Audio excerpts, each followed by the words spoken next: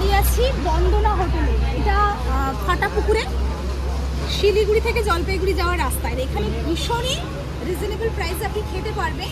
আমরা যেটা খেয়েছি একদম পাঁঠার মাংস থালি 150 টাকায়, ভাবতে পারছেন। এবং শুধু মাংস আর ভাত নয়, তার সঙ্গে অনেক কিছু ছিল। ডাল ছিল, আর বাঁধাকপি দিয়ে মাছের মাথা দিয়ে একটা তরকারি ছিল, উচ্ছের একটা তরকারি ছিল, এছাড়া আর কি ছিল, মাটন ছিল, পাঁপড় ছিল, পেঁয়াজ ছিল, শসা ছিল, আরও যেটা ছিল সবটা আমি থালিতে দেখিয়েছি, সবটা আপনারা দেখে নেবেন। আর এই যে দেখা, এই যে খুব সুন্দর, এই হোটেলে প্রচুর প্রচুর ভিড়। লেখাও আছে যে লোকাল খাসির মাংস পাওয়া যায়। তো আপনারা যদি এইরকম এনজেপিতে যাওয়ার পথে আসেন তো অবশ্যই একবার গাড়ি থামিয়ে বন্দনা হোটেলে খেয়ে যাবেন। টেস্ট অসাধারণ, অনেক কিছু একসঙ্গে পাবেন। আর এখানে ওই 150 টাকায় পাঁঠার মাংসটা একটু বেশি বাড়াবাড়ি হয়ে যায়, কারণ 150 টাকায় পাঁঠার মাংস আমি প্রথম কোথাও খেলাম যেটা থালি হিসাবে, শুধু মাংস আর ভাত।